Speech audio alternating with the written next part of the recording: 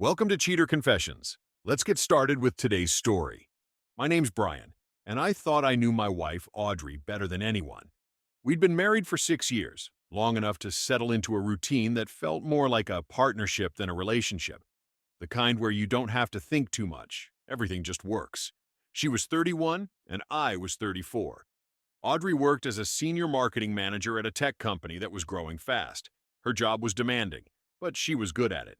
So good that I didn't question her late nights at the office or her constant networking with clients. She'd tell me she was always on the go, and I respected that. Audrey wasn't one to sit still, and I liked that about her. But something changed in the last few months. It was subtle at first, her phone screen facing down on the kitchen counter, her sudden obsession with a new fitness class, and a shift in her tone when she'd answer questions about her day. Little things. But I was too comfortable to press, too sure of everything to care. Then came the work trip. Audrey came to me one night, packing a suitcase, ready for a leadership conference in New York City. She was excited about it, telling me how important the trip was for her career. "It's a big opportunity, Brian," she said, her voice full of energy. I didn't argue. How could I? She'd always been driven. I kissed her goodbye and told her to have fun. A quiet week, I thought. Little did I know that week would reveal more than I could ever have imagined. It started as a typical night, scrolling through my phone. Then a notification popped up. Something about a live stream. Leo. I didn't recognize the name at first, but Audrey had mentioned him a few times. He was one of those influencers with a flashy lifestyle and too much energy to be real.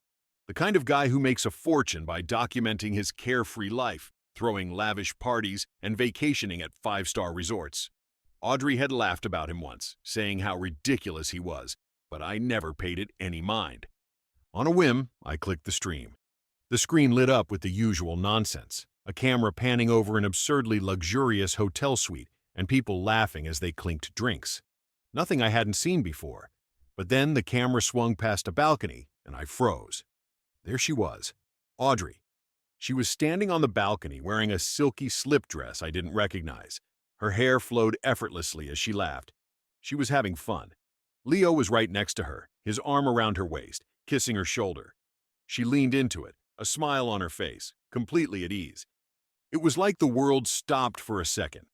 I didn't feel anger at first, just a strange clarity, the kind of focus that makes everything else fade into the background.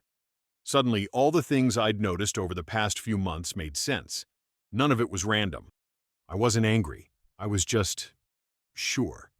I watched the stream for a few more seconds, but then something in me snapped. I wasn't going to scream. I wasn't going to demand an explanation, but I needed her to know that I knew. I typed a message in the comment box. "Looks fun," and hit send. A few seconds passed, then I donated $200 to the stream, just enough for them to see my message. The notification popped up for Leo. "Tell Audrey, Brian says hi." I waited. Leo read it aloud, clearly impressed by the donation. But Audrey's face? It dropped. Her eyes froze on the screen, her smile slipping away. She didn't move. The color drained from her face. And then her gaze flicked up, straight into the camera, like she was looking at me. Leo, oblivious, laughed. "Looks like someone's in trouble." The comments exploded with reactions. Audrey called. I let it go to voicemail. I already knew what I had to do next. I was done asking questions. This wasn't about talking anymore. It was about making sure I walked away with something. The phone buzzed a few times, her name flashing on the screen. But I didn't pick up. I didn't need to. I already had my plan. Audrey knew what she'd done. She didn't need me to say it aloud. The next morning, I was already in motion. I'd called a lawyer first. I wasn't ready for a big confrontation, not yet, but I needed to start preparing. I needed to be ahead of her, controlling the narrative. It wasn't that I was angry. Right now, it was all about control. Audrey texted me a few hours after I'd ignored her calls. "Brian, can we talk? This isn't what it looks like." The message sat there, taunting me. But I didn't reply. Instead, I took a deep breath and went about my day. It wasn't until late afternoon that the doorbell rang. "Brian, open up. What the hell?" I walked over to the door, and there she was, standing in the driveway, her suitcase in hand. She had that angry, confused look on her face, but the real kicker was the man standing behind her. Leo. He had a smirk plastered across his face. I crossed my arms and stood there, calm.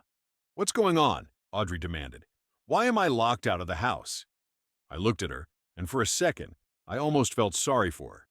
"I changed the locks," I said simply, my voice steady. "We need to talk through a lawyer. I'm not comfortable with you being here right now." She blinked, clearly thrown. "What the hell are you talking about?" "I live here, Brian. Let me in." I shook my head. "Not until we've sorted things out. I'm not letting you in without legal representation." Audrey's face turned red. "You can't do this. I'll call the cops. I'll report this as an illegal lockout." I didn't flinch. She fumbled for her phone, and I could see Leo try to hide his smirk. Within minutes, 2 officers showed up.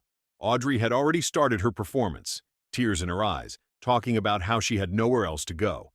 "I filed for separation," I said, my tone calm. "I discovered a significant betrayal. I changed the locks for my own peace of mind. These are my legal actions. I'm not preventing her from entering the property, but I'd like a police presence while she retrieves her belongings." The older officer sighed. "Sir, I understand. But until a judge says otherwise, she does have the right to access the property." "I know," I said. "That's why I've packed her things. They're on the porch." Audrey's jaw dropped. "You packed my stuff? What the hell, Brian?" I nodded. "Everything is ready for you to take. I'm not going to make this more complicated than it needs to be." Audrey didn't argue. She went straight to the porch to grab her bags, clearly seething with anger. I watched her take her things under the officer's watchful eye, feeling nothing but a sense of satisfaction. The next few days felt almost unreal. Audrey tried to call me again, but I ignored every attempt. My mind was already a few steps ahead. I was busy, taking care of business, securing myself. I didn't make a big scene. I just got things in order. First, I transferred all my paychecks into my personal account. I started isolating everything: personal property, finances, legal steps. Audrey could fight for whatever was left, but she wasn't touching what I had kept separate. The days following the lockout were quiet, too quiet. Audrey didn't try to reach out much after that, but I could feel the tension building. The silence was her way of regrouping. She was probably plotting how to get back at me, trying to manipulate the situation in her favor. But I wasn't about to give her that chance. My lawyer had already advised me to stay calm, avoid any emotional confrontations, and let the legal system handle it. But Audrey wasn't just sitting around. She went to work on her own plan, spinning the narrative to her friends, to her social media followers. Of course, it was all the same. Brian, the controlling husband who locked her out without warning. The angry, vindictive man who had betrayed her first by snooping around her life, and then by throwing her out without mercy. I couldn't help but laugh. She'd always been the better actor, the one who could turn on the waterworks when needed. But I had something she didn't: patience and a strategy. That's when I decided to make my next move. Audrey had the car, a convertible I'd bought long before we ever got married. It was in my name, and I'd made it clear that it was a piece of premarital property. But she'd ignored my previous request to return it. Instead, she posted a picture of herself in the car with Leo next to her, looking like the world was their oyster. I wasn't going to let that slide. I emailed her formally, stating that I wanted the car back immediately. I CC'd my lawyer, making sure to keep everything professional and documented. I didn't want to make it personal. I just wanted my property back. When she ignored that, I had my lawyer send a certified letter. It wasn't like I was accusing her of stealing it. I just wanted a paper trail that would support me in court in case things went south. The next day, she posted a story on Instagram, the kind of thing she'd done 100 times before. But this one was different. It was a rant about how she was living in a toxic, controlling environment and how she finally realized she deserved better. Leo was all over the post, commenting and supporting her. I wasn't surprised. The guy was always good at playing the part. But here's the thing: none of that mattered. The more they tried to build their public narrative, the more I kept to myself. I didn't respond to any of her posts or try to justify myself. I just kept working with my lawyer. I was in no rush. 2 months passed, and things were moving slowly. But there was something satisfying about how it was all unfolding. Her attempts to shift the narrative weren't working as well as she'd hoped. The breakthrough came when I decided to play my final card. I knew Audrey had been using work trips as an excuse to cover up her real activities. But this time, she went a little too far. I had access to her credit card statement. She'd put the trip to the resort on it, charging lavish meals, spa treatments, and all the luxury nonsense she'd been bragging about. I didn't need to confront her about it. I wasn't going to ask for an explanation. Instead, I took a different route. I crafted the perfect anonymous tip. I sent it to her company's HR department, posing as a concerned observer. The email was vague enough to sound credible, but specific enough to get their attention. The message was brief, professional, and to the point. It has come to my attention that one of your senior employees, Audrey, may have misrepresented a personal trip as a work-related activity. I've attached the relevant credit card statement for your review. I trust you will investigate this matter discreetly. I attached the statement, with her name, the merchant names, and the dates. Nothing more. I didn't want to stir up a dramatic fight. This wasn't a public spectacle. I just wanted to plant a seed. Within a week, I heard from my lawyer. Audrey's company had launched an internal investigation. It didn't take long for them to connect the dots. They checked her expense reports, her work-from-home records, and found a pattern. This wasn't the first time she had mixed personal pleasure with supposed business trips. 3 weeks later, I got the news. Audrey had been terminated for violating company policy and fraudulent expense reporting. She could no longer hide behind the glamorous facade. Her betrayal had been exposed, and she had nowhere left to turn. The legal battle moved forward as planned. The divorce was still in the works, but now Audrey's position was weaker. She was out of a job, her reputation was tarnished, and Leo, her new savior, was nowhere to be found. The months dragged on, but I was calm, controlled, and patient. Audrey's world was collapsing piece by piece, and as the dust settled, I realized how much I had taken back from her. I didn't need to raise my voice, didn't need to throw accusations or demands. I just had to stay steady. It was the quiet victories that made all the difference. My lawyer had already secured everything I needed. My assets were safe, my finances were untouchable, and even the car, the one thing she'd clung to in an attempt to assert control, was finally back where it belonged. Then came the final step, the settlement. It wasn't even close to a fair fight anymore. The judge reviewed everything, the evidence I'd carefully collected, and the pattern of deceit I had laid out. Audrey didn't win anything. She didn't get alimony, not with her termination and the mess of her own making. She got a small share of the joint account and a fraction of what she had hoped to gain from the house, which was ultimately awarded to me. She tried one last attempt. The day of the final hearing, she sent me a bitter voicemail after everything had been signed.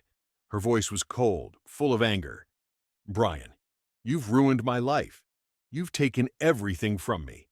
I hope you're happy," she said, the words dripping with resentment. I listened to the voicemail, then deleted it. There was no point in responding. The finality of it all felt oddly satisfying. Audrey didn't apologize. In her mind, she was the victim. But I didn't need her to see the truth. It's been a few months since everything wrapped up. I'm living alone now. There's a peace in the quiet that I didn't expect to find. At first, it felt strange, almost empty. But now, it feels like the weight is gone. I can breathe. Audrey and Leo? Their relationship ended shortly after she lost her job. Leo's posts became a jumble of vague, inspirational nonsense about new beginnings and cutting out toxic energy. I laughed the first time I saw one of his posts. The quiet is no longer lonely. It's the sound of order restored, the sound of peace. That's the only victory that matters. Thank you for watching.